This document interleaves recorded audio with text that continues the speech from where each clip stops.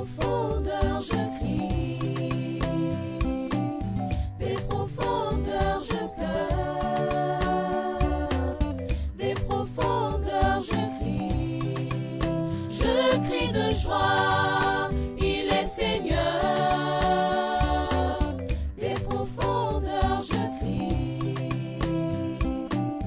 des profondeurs je pleure, des profondeurs je crie de joie, il est Seigneur, il est le roi des rois, Jésus, il est le roi des rois, il est le roi des rois, Jésus, il est le roi des rois.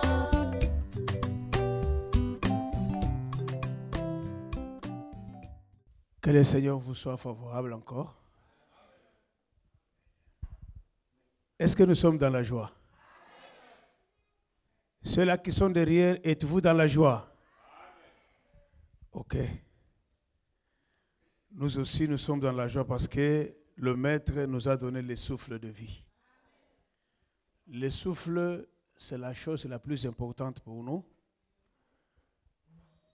Parce que si nous n'avons pas de souffle, nous serons appelés des cadavres. Mais si nous sommes en vie, c'est par sa grâce.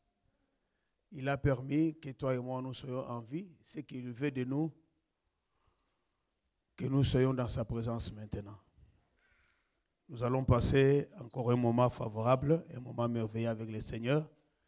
Nous allons prêcher et nous allons entrer dans la prière parce qu'on nous a donné quand même assez de temps. Nous allons lire la parole de Dieu. Nombre chapitre 20.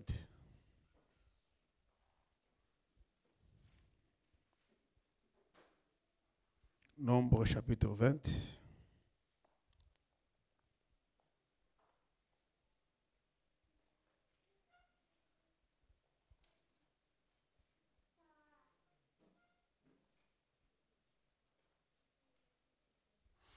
Nombre chapitre 20. Je vais commencer au 7e verset. Je lis au nom de Jésus-Christ. L'Éternel parla à Moïse et dit, prends la verge et convoque l'assemblée. Toi, ton frère Aaron, vous parlerez en leur présence au rocher. Et il donnera ses eaux. Tu feras sortir pour eux de l'eau du rocher. Et tu abreuveras l'assemblée et du bétail. Moïse prit la verge qui était devant l'Éternel, comme l'Éternel le lui avait ordonné.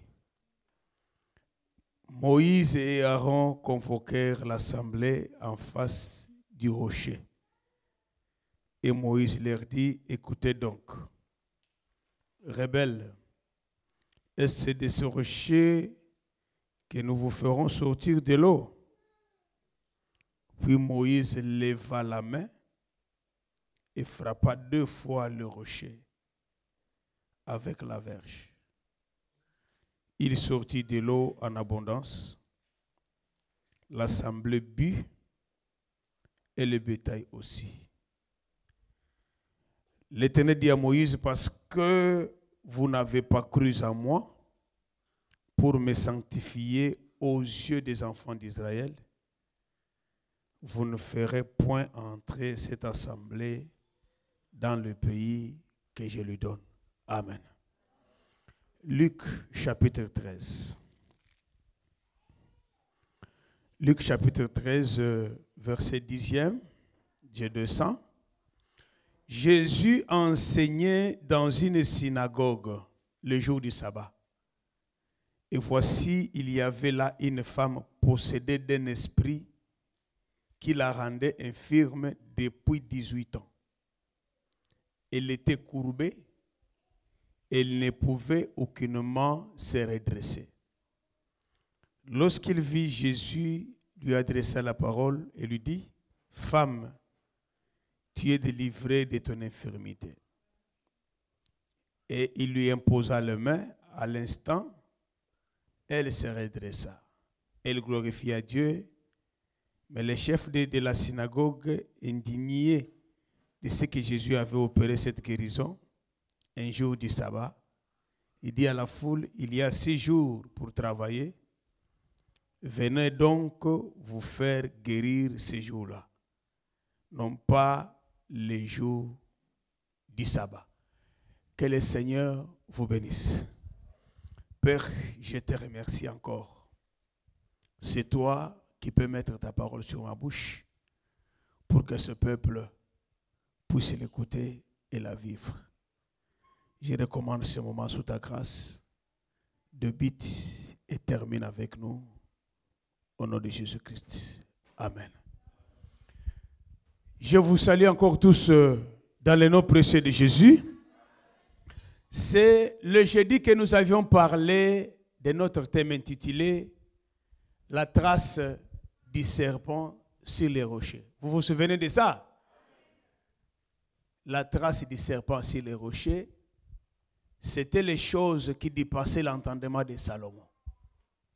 Salomon a parlé des arbres, depuis l'hysope jusqu'au cèdre de Liban. Salomon, dans son temps, il avait la sagesse et l'intelligence. Les gens venaient de loin pour trouver de la sagesse auprès de Salomon. Les gens venaient de loin pour trouver la solution à leurs problèmes. Mais à notre grande surprise, Salomon dit qu'il y a des choses qui étaient au-dessus de sa portée. Il dit, je ne sais pas comprendre, je ne sais pas expliquer la trace du serpent sur les rochers. Mais je crois que l'église était bénie le jeudi parce que vous aviez compris. Que Dieu vous bénisse. Frère, tu avais compris? Voilà. Ça veut dire que, pour récapituler, parce qu'il y a aussi les gens qui croient que le 7e jour, c'est le dimanche. Il y a les gens qui confessent que le 7e jour, c'est le dimanche. Ils croient que le dimanche, c'est le 7e jour. Non. Dieu a déjà changé les jours. Ce n'est plus le dimanche, ce n'est plus le samedi, mais aujourd'hui, si vous entendez sa voix, n'endurcissez pas vos cœurs. C'est qu'il n'y a pas la différence entre le culte du jeudi et le culte du dimanche. Ça revient au même. Mais nous récapitulons pour ceux-là qui n'étaient pas là même pendant quelques minutes. J'avais dit ceci, que dans la Bible, il y a plusieurs serpents. Parce que tout serpent dans la Bible, ce n'est pas le diable. Nous avons les serpents hommes, nous avons les serpents animaux, et nous avons les serpents diables, nous avons aussi les serpents Dieu, parce que notre Dieu aussi c'est un serpent. J'avais montré au peuple les serpents qui étaient dans le jardin d'Éden. Dieu l'avait maudit. Après le péché d'Adam, Dieu a maudit les serpents parce que Dieu n'avait pas posé la question au serpent, parce que vous connaissez la réponse. Parce que si le Seigneur avait posé la question au serpent, le serpent avait la réponse pour lui dire que non, non. Comme c'est toi qui avais déjà préparé ton agneau depuis l'éternité, c'est toi qui es à la base du péché du jardin d'Éden. Et n'oubliez pas, quand Dieu a maudit les serpents du jardin, il lui a dit ceci. Toi, les serpents, tu mangeras tous les jours de ta vie de la poussière. Tu mangeras de la poussière et tu marcheras sur ton ventre. Satan avait reçu des malédictions. La première, il doit vivre de la poussière de la terre. Et la deuxième des choses, il marchera sur son ventre. Or, j'avais posé la question à l'assemblée. Les serpents d'aujourd'hui, les boas, les vipères, ne se nourrissent pas de la poussière. Ils mangent des insectes et autres choses. Ça veut dire que, comme les serpents du jardin, cette malédiction-là était prophétique. En réalité, il fallait que je vous fasse comprendre que la poussière, c'est quoi? Dieu, quand il a créé, quand il a formé Adam dans le jardin, il a pris la poussière de la terre. Tel que nous sommes là, ce corps ici, c'est la poussière. Les biens matériels que nous avons, c'est la poussière. Tout ce que nous avons, les véhicules, les voitures, les avions, tout cela, ce sont les biens de ce monde. C'est de la poussière. C'est pourquoi j'avais donné une illustration. Le diable est allé voir Dieu. Dieu lui a posé la question s'il avait vu son serviteur Job. Non, non. Va seulement dans la maison de Job, mange seulement de la poussière, mais ne touche pas sa vie. Lorsque le Satan est venu, il a pris tout ce qui appartenait à Job. Et qu'est-ce qui se passera? Il n'avait pas touché à sa vie. Ça veut dire que le diable, s'il nous combat dans notre vie, si le diable te combat, il va seulement bloquer ton travail, il va bloquer tes affaires, il va faire ceci, cela, mais il ne touchera jamais à ta vie. Tel que nous sommes là, aucun n'a le pouvoir de tuer. Même le diable n'a pas le pouvoir de te tuer. Parce qu'il n'est pas le maître de la vie. C'est lui qui est le maître de la vie ou de la mort. C'est le Seigneur Dieu seul. C'est pourquoi si tu te vois en vie, sache que c'est Dieu qui te veut en vie. C'est pourquoi le diable te combattra pour manger seulement de la poussière, les biens matériels. C'est pourquoi tu verras les gens, ma finance est bloquée, je ne mets pas au monde, j'ai un problème, celui-ci, celui-là, tout ça c'est quoi? C'est l'œuvre du diable. Mais le diable n'a pas la capacité de toucher ta vie. Parce que celui qui a un dernier mot à dire dans ta vie, c'est Dieu seul. J'avais dit que le diable, le serpent va aussi marcher sur le ventre. Paul nous parle des serviteurs de ventre. Ça veut dire que quand quelqu'un marche sur le ventre, il fait le service pour le ventre. Aujourd'hui, il y a beaucoup de gens, leur prédication est tournée toujours pour le ventre. Le manger et le boire. Ça veut dire qu'une prédication qui n'amène pas au ciel, c'est une prédication qui a pour but pour que le ventre trouve un endroit où il peut vivre. Mais c'était la malédiction du serpent. Et je vous avais dit encore, un autre serpent c'était Dan. Lorsque Jacob bénit ses enfants, il appelle ses enfants, mes enfants, venez, je vais vous bénir. Mais il va dire à Dan, toi, ta bénédiction, toi tu es un serpent. Mais un papa qui dit à son enfant qu'il est un serpent, il appelle ça bénédiction. Oui, Dan était béni comme serpent. Parce que lorsque Israël est sorti du désert, ils sont sortis en Dan. Dan est retourné pour faire quoi? Pour mordre les talons des cavaliers. C'était aussi un serpent. Je suis allé vous montrer aussi les serpents que Moïse avait. Lorsque Dieu dit à Moïse, qu'est-ce que tu as dans ta main? Ici, je voulais beaucoup insister. Bien-aimé, la grâce que tu as, elle peut changer toute ta vie. Il faut d'abord que tu connaisses quel est ton carré. Quelle est la grâce que tu as. Parfois, tu n'es pas licencié. Parfois, tu n'es pas docteur. Parfois, tu n'es pas allé loin. Mais parfois, avec seulement la grâce. Aujourd'hui, le docteur Jean donnait un communiqué à Pierre Fitt que le pasteur Armand apprend aux gens les instruments de musique. Aujourd'hui, seulement avec l'instrument de musique, ça peut changer ta vie. Vous voulez un exemple? Bien que celui-là, il faut qu'on l'interprète. David avait une guitare. David avait l'instrument de musique. Un jour, on lui dit, va voir Saoul. Saoul était possédé des esprits mauvais qui venaient de Dieu.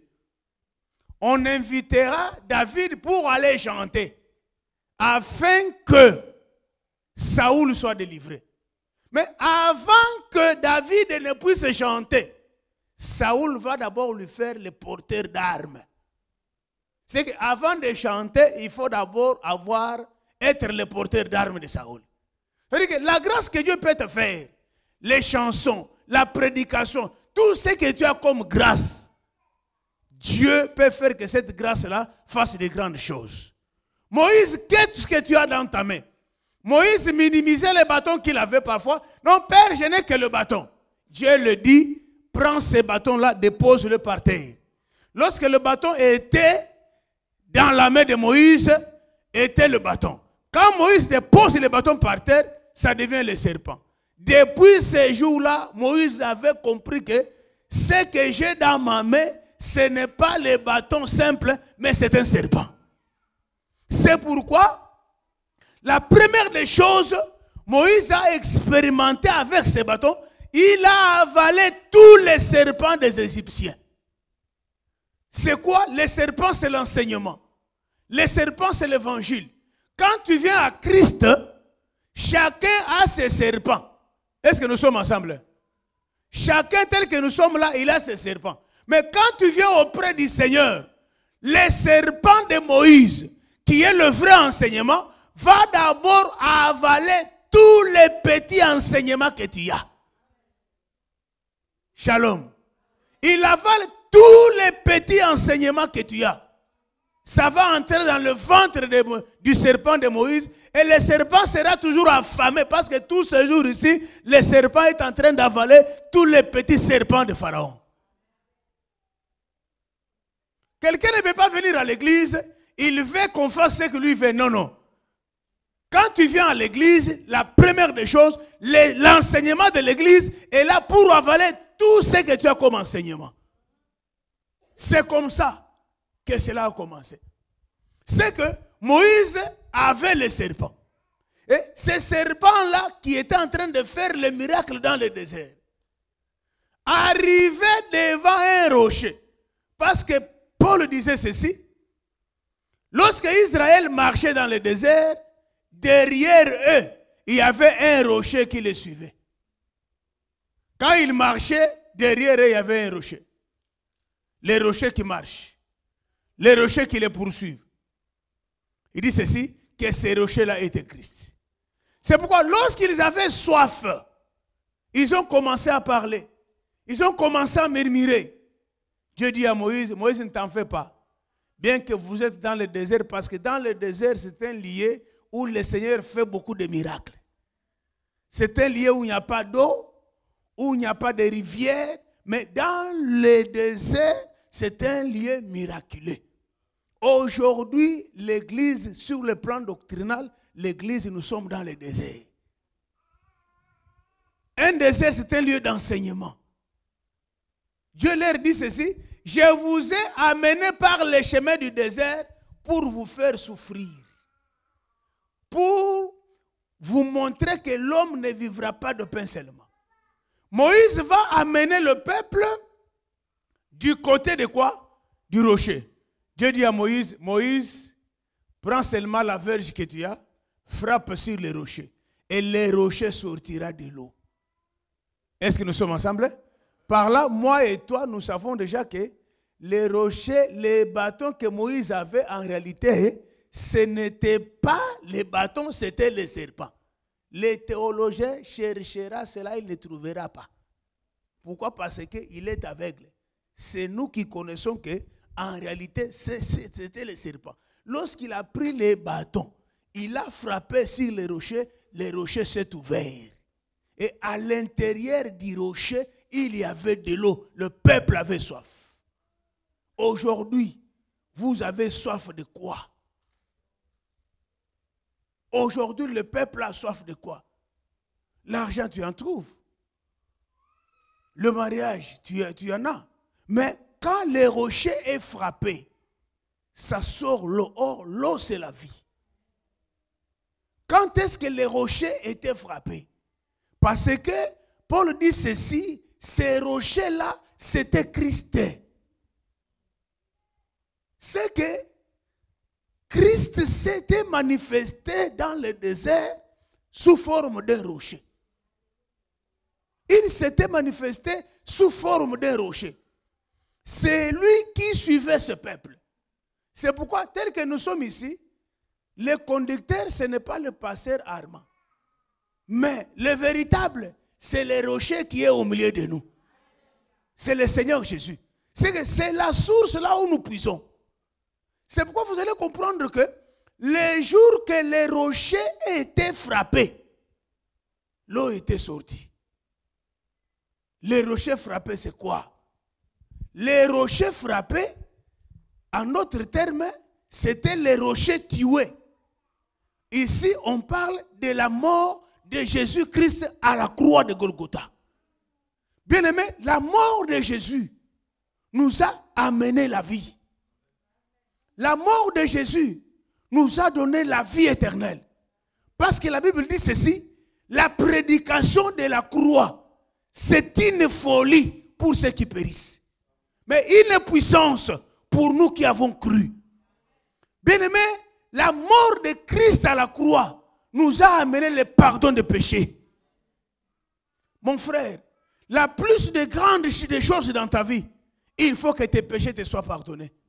Parce que si les péchés te sont pardonnés, la porte du ciel est ouverte pour toi.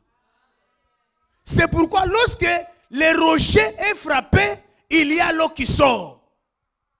C'est pourquoi la femme samaritaine venait chercher de l'eau dans un puits. Et tous les jours, elle venait chercher de l'eau. Sa soif ne finissait pas. Mais les jours où elle s'est rencontrée avec les rochers, elle a dit qu'en réalité, toi tu es un prophète. Elle avait changé de camp. Mes chers frères et sœurs bien-aimés, laissez-moi vous dire, les rochers frappés, c'est la mort de Jésus-Christ. Et je vous dis, personne ne l'avait tué. Parce que la Bible dit ceci, le serpent là c'est lui-même. Et les rochers c'est lui-même. C'est qu'il s'était sacrifié lui-même pour que moi et toi, nous puissions avoir la vie éternelle. Jésus s'était sacrifié pour nous. Il a accepté la mort à la croix. Il a accepté qu'il soit injurié pour que toi et moi, nous puissions avoir la vie. Non pas seulement la vie. Tout ce dont nous avons besoin, c'est en Jésus-Christ. Rien ne le manque. Tu as besoin d'enfants en Christ. Tu as besoin de mariage en Christ. Tu as besoin de documents en Christ. Tu as besoin de guérison en Christ. Il n'y a rien que Christ n'a jamais manqué à donner. Et aucune maladie, Jésus n'a jamais manqué à guérir les maladies. Le problème, c'est toi et c'est moi.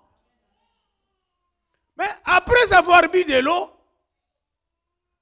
dans le verset qu'on venait de lire, ils évoluent encore. Comme le peuple avait soif, le peuple allait toujours avoir soif. Ils ont encore commencé à murmurer. Dieu n'est pas un Dieu de système. Dieu, c'est un Dieu souverain. Tout ce qu'il fait, il le fait selon ses méthodes et selon sa parole. Dieu dit à Moïse, Moïse, convoque encore le peuple. Convoque encore l'assemblée. Cette fois-ci, ne frappez pas au rocher. Parce que le rocher a été frappé une fois à la croix de Golgotha. Mais cette fois-ci, Moïse appelle les anciens, appelle Aaron. Vous allez maintenant vous tenir devant le rocher. Ne parlez pas au peuple, mais parlez au rocher. Parce qu'il y a un temps de frapper les rochers, il y a aussi des temps de parler au rocher. Lorsque vous parlerez au rocher, le rocher vous sortira de l'eau. Est-ce que nous sommes ensemble? Le rocher vous sortira de l'eau et le peuple pourra boire. Moïse appelle le peuple. Moïse appelle les anciens. Moïse appelle Aaron. Moïse est là ensemble avec Aaron devant les rochers. Au lieu que Moïse puisse sanctifier Dieu. Parce que sanctifier Dieu, cela veut dire c'est craindre Dieu. Quelqu'un qui sanctifie Dieu, c'est-à-dire que quelqu'un qui craint Dieu. Dieu lui avait dit, Moïse parle au rocher. Mais Moïse, au lieu de parler au rocher, Moïse va commencer à faire quoi? Il va commencer à parler au peuple. Le problème n'était pas à parler au peuple, parce que le peuple appartenait à Dieu. Il fallait seulement que Moïse puisse sanctifier le nom de l'Éternel. Il commence à dire, vous les peuples rebelles, c'est sur ces rochers que vous pourrez avoir de l'eau. Et qu'est-ce qu'il fait? Il prend son bâton, il frappe des fois. Les gens disent que Moïse était tué parce qu'il avait frappé des fois. Non. Amen. Moïse était tué parce qu'il n'avait pas parlé au rocher. Il fallait qu'il puisse parler au rocher. Il y a quelque chose qui m'étique ici à la manière des hommes. Aujourd'hui, quelqu'un peut être là, il ne craint pas Dieu. Tu es là, tu ne marches pas dans la crainte de Dieu, mais tu vois que tout marche bien. Parce que quand il a frappé le rocher, l'eau était sortie. Hein. Cela ne montre pas qu'il était dans la présence de Dieu. Tu peux être là, tu pries pour les malades, ils sont guéris. Tu peux être là, tu vois des visions, tu sors des prophéties. Que cela ne te trompe pas que le Seigneur est avec toi si tu ne marches pas dans la crainte de Dieu. Que cela ne te trompe pas parce que, non, comme tout marche bien, je peux continuer à mener ma vie mauvaise. Non, il faut demeurer dans la parole. Moïse ne pouvait pas entrer parce que Dieu savait déjà qu'il n'entrera pas. Mais moi, j'ai toujours confessé que Moïse était entré. Je dois m'expliquer quand même. Amen. Je dois m'expliquer. Parce qu'il y avait Moïse homme et Moïse loi. Parce que après la mort de Moïse, Dieu appelle Josué et il dit ceci, Moïse, si tu marches conformément, selon la loi de Moïse, tu auras du succès. Et je vous pose la question de voir à domicile. Moïse qui est déjà mort, je l'ai partagé avec mon frère. Moïse qui est déjà mort, c'est lui qui a écrit les 5 livres. Genèse, Exode, Lévitique, Deutéronome, Nombre. C'est Moïse qui a écrit. Même pendant qu'il était déjà mort, la marche, parce que Moïse n'est pas mort en Canaan. Mais Moïse est en train d'écrire même de sa propre mort. C'est pourquoi, frère, Moïse, loi, était entré en Canaan. Est-ce que nous sommes ensemble? Mais ici, ce n'était pas le temps de frapper les rochers. Parce que frapper les rochers, c'est retourner encore Jésus à la croix. Mais nous sommes pendant le temps que lorsque le Père a soif de parler, le peuple a soif, il faut parler au rocher. Moïse parle au rocher. C'est pourquoi, le temps où nous sommes maintenant, comme notre rocher a été frappé, et notre rocher a été ressuscité, c'est le temps quand quelqu'un a un problème, il va faire quoi? Il va parler au rocher. Or, parler au rocher, c'est dire au rocher tout ce dont nous avons besoin. Frère, nous avons des privilèges. Aujourd'hui, les gens, ils quittent pour aller à Jérusalem. Il va toucher au mur de lamentation. Il est là, il touche au mur de lamentation. Laissez-moi vous dire, aujourd'hui, Israël n'ont plus Dieu. Aujourd'hui, ce mur-là de lamentation a déjà changé d'adresse. Le mur a changé d'adresse. Beaucoup de bishops ils sont là, ils vont aller prier et tout. Non, non. Aujourd'hui, notre mur de lamentation, c'est en Jésus-Christ. Et lorsque nous pleurons en lui, nous avons la solution. Le mur a déjà changé d'adresse. C'est ça le temps, bien-aimé. N'importe quel problème que tu peux avoir, il faut parler seulement au rocher. Il faut parler au rocher. Parce que tu viendras me dire, pas ça, j'ai un problème. Tu viens, tu me tourmentes aussi, j'ai aussi les miens.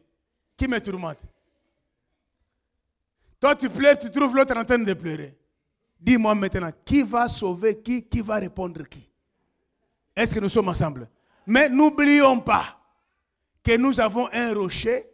Lorsque tu lui parles, les rochers s'ouvrent et l'eau descend. Et cette eau, c'est la parole. Et cette eau, c'est la solution à ton problème. Et cette eau, c'est la guérison. Et cette eau, c'est la délivrance. Pourquoi? Parce que les gens ne veulent plus parler au rocher. Mes frères bien-aimés, il n'y a aucun problème. Il n'y a aucun problème. Docteur Jean, vous savez comment moi j'ai eu le visa?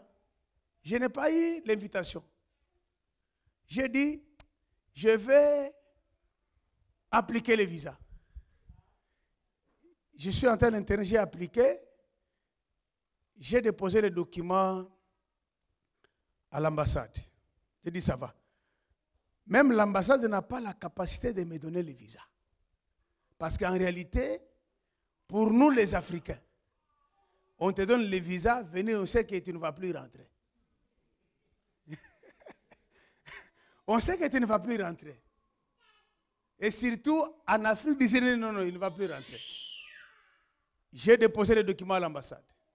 J'ai dit à ma femme, je suis un père de quatre enfants, dont la première a 25 ans. Hein? Je suis pété dans la chair, mais je suis vraiment, j'ai une grande chair. Hein? J'ai dit à ma femme, comme je viens de déposer les documents, je quitte le lit, je dors par terre. Je vais rentrer au lit seulement le jour que l'ambassade va m'appeler. Je vais parler au rocher. Amen. Je dormais par terre. Premier jour. Deuxième. J'ai changé. J'ai dit que je suis en prière. Je quitterai cet endroit seulement les jours où on va me répondre. Visa ou pas. Mais pendant que moi j'ai prié, Dieu me montrait déjà, j'étais en France, Dieu me montrait que j'étais en Italie, j'ai compris que non, déjà le visa a déjà été donné. Arrivé au 14e jour, je vois un SMS dans mon téléphone, tu peux venir récupérer ton passeport. Je n'ai pas dit ça à ma femme, je ne le dis pas. Je vais aller récupérer mon passeport, je n'ouvre pas ça en cours de route, je garde ça. Parce que je risque d'avoir des stress. Je vais ramener jusqu'à la maison, je vais l'ouvrir à la maison. Je parle à l'ambassade, me dit, monsieur, c'est ça ton enveloppe, ouvre-la à notre présence. J'ouvre, je vois le visa. Bien-aimé, le Seigneur est capable de te donner tout ce dont tu as besoin. Il faut parler au rocher. C'est pourquoi dans le livre de Luc, chapitre 13, Jésus entre dans la synagogue. Quand Jésus entre dans la synagogue, il a remarqué une chose. Il a remarqué une chose. Il a trouvé une femme qui avait les dos courbés. Vous voyez ça? Une femme, elle était paralytique, mais elle avait les dos courbés pendant 18 ans. Possédée par le démon, qui la rendait infirme pendant 18 ans, mais son dos était courbé. Quand Jésus entre dans la synagogue, non, je ne peux pas. Comment je vais enseigner pendant que cette femme a encore un dos courbé? Quand Jésus, quand est-ce qu'il est venu dans la synagogue? Jésus-Christ est arrivé dans la synagogue le jour du sabbat. Oh, le jour du sabbat, selon la loi, il était interdit de guérir les gens au jour du sabbat. Si Jésus-Christ était tué, était accusé, la plus des grandes accusations, selon les gens de son temps-là, c'est qu'il profanait le sabbat. Est-ce que vous comprenez? Il profanait le sabbat. C'est pourquoi, si tu regardes la plupart des guérisons de Jésus, c'était le jour de sabbat. Or, lorsque Jacob est en train de bénir ses enfants, il va dire à Ruben, Ruben, toi mon fils, mon premier-né, tu n'auras pas de prééminence parce que tu es monté sur la couche de ton père et tu as essuyé la couche de ton père. C'est pourquoi toi, tu n'as pas de prééminence. Tu n'auras pas la prééminence. Et Jacob appelle cela la bénédiction. Que Dieu vous bénisse. Mes enfants, venez, je vais vous bénir, je vous dirai les choses qui s'accompliront dans la suite du temps. Et parmi la bénédiction de Ruben, le premier-né, il lui dit que toi, mon premier-né, toi, tu n'auras pas ma prééminence. Il appelle ça la bénédiction. Parce qu'il a monté sur la couche de son père. En d'autres termes, lorsque quelqu'un monte sur la couche de son père, c'est qu'il devient père. Hein? Vous avez compris? C'est que si un enfant va aller prendre la femme de son père, en réalité, il est devenu père. C'est pourquoi Jacob, quand il arrive dans la maison de Joseph, il dit ceci: pour les deux enfants ici, ils m'appartiendront. C'est que ses petits-fils étaient devenus ses propres enfants. Par là, nous comprenons que Joseph et Jacob étaient devenus un. La divinité de Jésus-Christ. Je suis dans le Père et le Père est à moi. Vous comprenez ça? C'est pour vous montrer que comme Ruben était monté sur la couche de son père, il s'était fait aussi père. C'est pourquoi il avait raté la prééminence. Mais Jacob appelle ça une bénédiction. Et nous, quand on nous dit bénédiction, c'est de l'argent. Quand on nous dit des bénédictions, c'est le mariage, le voyage. Mais quand on te dit que toi, tu n'auras pas la prééminence, il appelle ça la bénédiction. Parce que cela allait s'accomplir en Christ. C'est pourquoi Jésus, quand il est venu, il devrait, toutes les prophéties des enfants de Jacob allaient s'accomplir en lui. C'est pourquoi quand il arrive, mes bien-aimés, il guérit les gens les jours du sabbat. Parce qu'on disait qu'il a profané le sabbat. Or, le sabbat, non. Depuis que le Seigneur avait créé les jours, le seul jour qu'il avait donné le nom, le seul jour qu'il avait sanctifié, c'était le 7e jour. Dieu sanctifia le 7e jour et Dieu bénit le 7e jour. Quand Moïse est venu avec son aveuglement, chaque samedi, on ne travaillait pas. Est-ce que nous sommes ensemble? Chaque samedi, on ne guérit pas. Pas selon le calendrier, le dimanche, c'est le premier jour. Le 7e jour, c'est le samedi. Ils ont vraiment observé ces jours-là. Mais quand Christ est venu, pourquoi? Parce que la loi de Moïse, c'était le lit de Dieu. Hein? Si tu voulais voir là où Dieu dormait, là où Dieu s'asseyait dans sa loi. Aujourd'hui, le lit de Dieu, c'est la parole. Dieu ne dort que dans sa parole. Dieu ne marche que dans sa parole. Dieu ne s'assoit que dans sa parole. Est-ce que nous sommes ensemble? C'est pourquoi vous allez comprendre que quand Christ est venu, comment cet homme ici est en train de guérir les jours de sabbat. Il arrive à la piscine de Bethesda là-bas. Il fait marcher le paralytique de 38 ans, les jours du sabbat. Mais qu'est-ce que ces gens-là faisaient?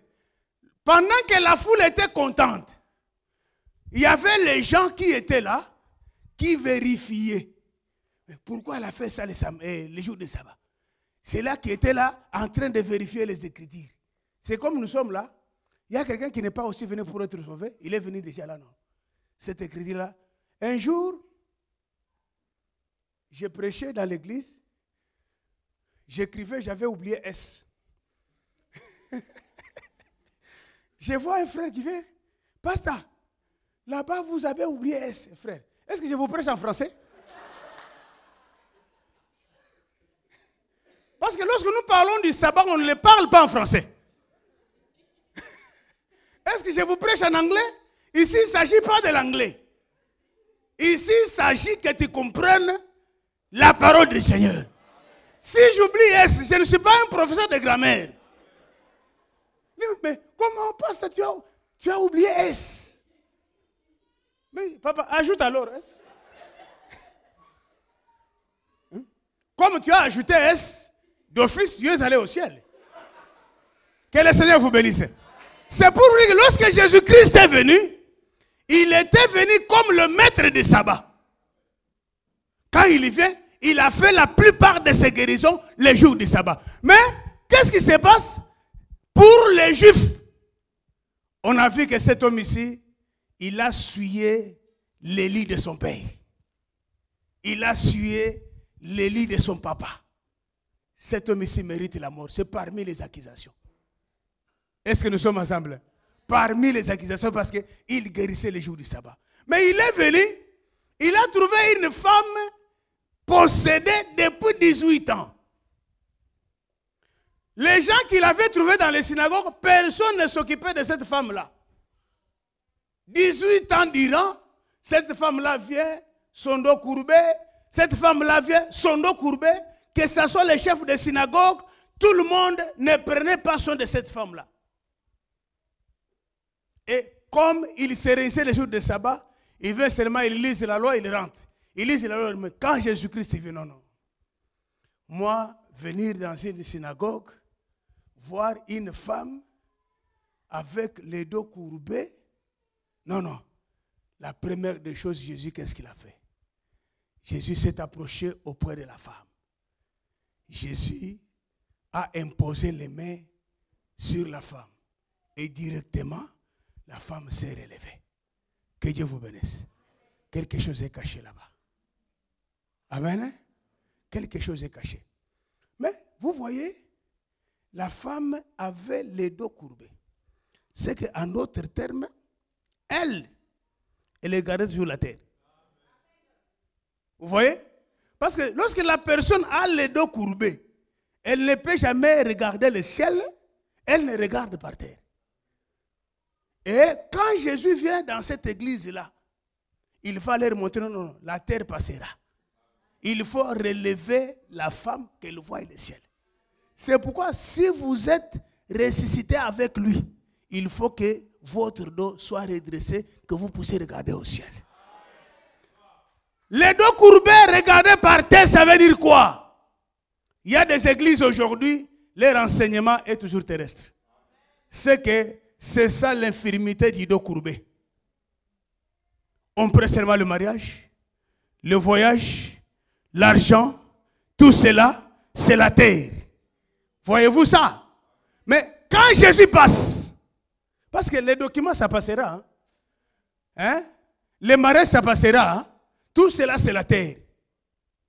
Tout cela, c'est la terre.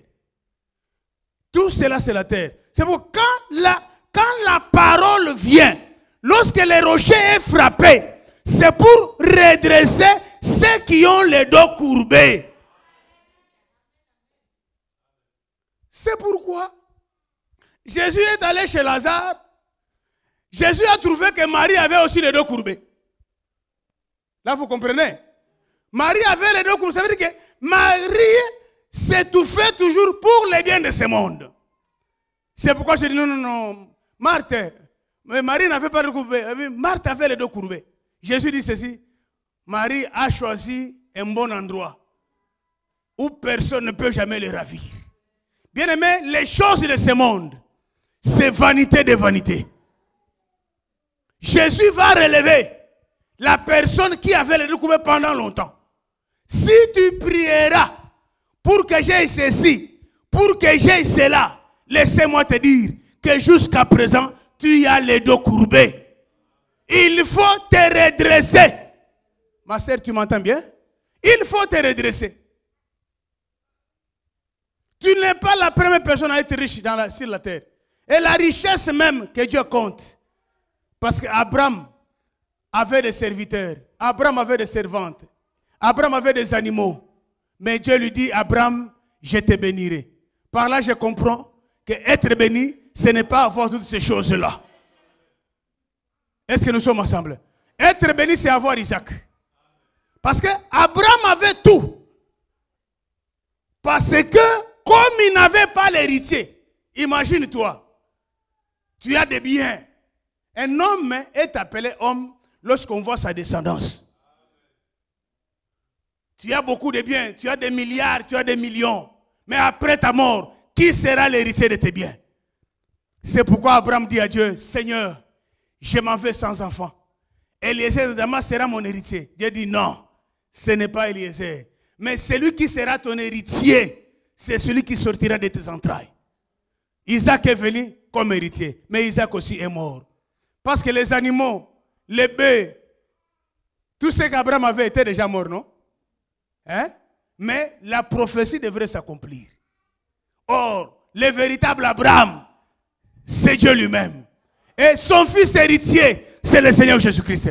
C'est pourquoi toute personne qui veut hériter les choses de Dieu, il doit être appelé co-héritier de Christ. Il doit être en Christ pour avoir l'héritage. Aujourd'hui, l'héritage de nos parents peut pourrir, mais l'héritage de Dieu ne pourrit pas. Quel est cet héritage? C'est la parole. Et la parole qui nous amène quelque part. Parce que nous en avons marre avec cette terre. Jésus guérit la femme qui avait les deux courbés. C'est que tout ce qu'elle pensait, c'était terrestre. Tout était terrestre. Or, l'église, n'est pas venu ici. L'église n'est pas sur la terre pour encore enseigner aux gens la terre. C'est pourquoi un ministre qui n'a jamais ôté au ciel ne peut pas monter ici. Shalom. Non, prions pour notre pasteur, c'est un fils de l'homme, il n'a jamais été au ciel. Non, non. S'il n'a pas été au ciel, qu'il puisse entrer dans un parti politique, il vous montrera les choses du parti politique. Mais un ministre, c'est un captif. Il doit d'abord être là, il vient vous montrer le ciel à partir de la terre. Parce qu'il n'a pas les dos courbés. Ma soeur, ne courbe pas ton dos. Aujourd'hui, Jésus-Christ est venu pour te relever. Le ciel, c'est très important. La terre passera. Mais celui qui a la parole demeurera éternellement. La femme qui avait les dos courbés. Une femme qui s'affectionnait aux choses de la terre. Qui s'affectionnait aux choses de la terre. Mais lorsque la terre passera, toi tu resteras où? Tu vas piétiner où? Il faut s'affectionner aux choses d'en haut. Que le Seigneur vous bénisse. Que le Seigneur vous bénisse. Que le Seigneur vous bénisse. C'est pourquoi je vous disais, il faut parler au rocher. Il n'y a aucun problème qui peut dépasser l'amour du Seigneur. Ne t'inquiète pas. Le Seigneur, même si tu es déjà fatigué, Dieu aime les gens qui sont fatigués parce qu'il y a une promesse. Venez à moi, vous tous qui êtes fatigués, chargés, je vous donnerai du repos. Le Seigneur, même si tu es déjà au bout, il faut venir à lui. Fais seulement confiance. Parce que les miracles, on ne les étudie pas à l'école. Tel que je suis là, je ne sais pas ce que Dieu peut faire dans ta vie.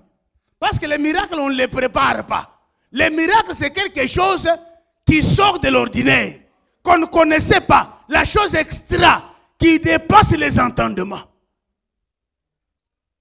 Il faut avoir confiance en Dieu. Tu es en France. Qu'est-ce que la France t'a apporté? Tu es dans le mariage. Qu'est-ce que le mariage t'a apporté? Tu es en train de travailler. Depuis que tu travailles, qu'est-ce que tu as investi? Les gens qui m'appelaient aussi, papa, dès que tu viendras, depuis que je suis là, personne ne m'a vu. Je les ai compris, j'ai dit non, non, non, non. Ils n'ont rien. Est-ce que nous sommes ensemble? Non, c'est ça. Le docteur qui m'a reçu ne m'a jamais connu. Papa ne m'a reçu, ils m'ont reçu comme ça. Et je suis fier d'être avec eux. Vous comprenez, frère? J'ai compris maintenant que la plus grande des familles, c'est les enfants de Dieu. C'est pour te dire que ça, c'est le temps. Quand tu as un problème, il faut parler au rocher. Il n'y a aucun problème qui peut dépasser le Seigneur. Jésus a guéri toutes sortes de maladies. Jésus a délivré les infirmités. Jésus a ressuscité les morts. Jésus a donné, a multiplié les pains. Jésus, qu'est-ce qu'il n'a pas fait? Il a marché sur les eaux. Toi aussi, tu peux marcher sur la France. Le problème, c'est quoi? Une femme, un homme de peu de foi. Un homme de peu de foi. Non, la prière peut changer des choses. Il y a une prière qui change des choses. Je connais Esther, cette femme, une bonne femme. On a sorti une loi. On a dit qu'à une date, on va tuer tous les juifs. On va massacrer leurs biens. Mardochée, quand il a entendu cela, il a dit à tous les juifs, si la décision est venue du haut niveau, qui peut changer ça? Il a déchiré ses vêtements. Il a porté le sac. Il dormait dans les cendres. Et il a envoyé le message à Esther. Il dit, Esther, il y a déjà une loi. Malheureusement, dans la loi, on n'avait pas dit qu'on va tuer tous les juifs, sauf toi, la femme du roi. Toi aussi, tu es inclus. Mais si tu ne veux pas nous aider, notre secours viendra d'ailleurs. D'ailleurs, là, c'est où? Auprès de l'Éternel, quand on parle au rocher. Quand Esther a entendu cela, elle a dit non, non, non, non. Dites à tous les juifs de prier. Dites à tous les juifs de gêner. Et moi aussi, je gênerai. Et comme il y a une loi qui a interdit que depuis 3 mois, personne n'avait accès dans la maison royale, j'entrerai. Même s'il faut périr, je périrai. Cela était l'ombre des choses à venir. Esther a gêné ensemble avec les Juifs. Le 3e jour, il est monté. Quand Christ est venu, il a vu que nous étions déjà condamnés. Jésus a vu que tu étais déjà condamné. Frère, tel que nous sommes là, quand quelqu'un est né, il est né déjà condamné à partir du péché d'Adam. Jésus nous a trouvés condamnés. Jésus a trouvé déjà des lois sur nous. Il a dit non, je suis capable d'enlever cette mort. Je suis capable d'enlever la condamnation.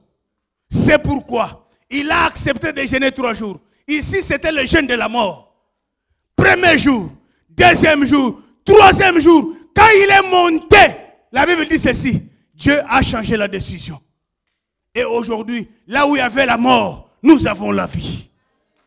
Dieu peut changer ta situation. Dieu peut changer ta situation. Le Seigneur peut changer ta situation à cause de la prière que tu peux faire. C'est pourquoi, quand quelqu'un parle au rocher, les rochers sortent de l'eau. Quand quelqu'un parle au rocher, les rochers changent la situation. La situation des Juifs était changée. Et même le bois qui était réservé pour Mardoché a été retourné pour Aman. Le Seigneur est capable. Le problème, c'est nous. Parce qu'on ne donne pas de la valeur à cet homme. Nous craignons nos boss plus que Dieu. Hein? Nous craignons nos maris plus que Dieu. Le mari va t'abandonner demain. Hein? Shalom. La femme va t'appeler la police demain. Hein? Mais elle t'avait dit, chérie, je t'aime. I will die because of you. Without you, I can't live. Sans toi, je ne peux pas vivre. Elle était où? Dans ton bras. Un pasteur avait joué un loto avec sa femme et ses enfants. Mais comme il était impudique, il a eu les lotos. Il a fait quoi? Il a fait tout pour que sa femme ne parte pas aux États-Unis. Il est parti aux États-Unis avec ses enfants. Sa femme est en train de pleurer. Il est déjà avec une autre femme aux États-Unis. Laissez-moi te dire, les États-Unis, ce n'est pas la fin. On a toujours chanté que même aux États-Unis, les gens meurent. Mais pour ça, je vais voir Jésus. C'est pourquoi, frère, il faut avoir confiance en Christ. Ce soir, quelqu'un qui a confiance, Dieu va le faire quelque chose. On se tient debout. Il est le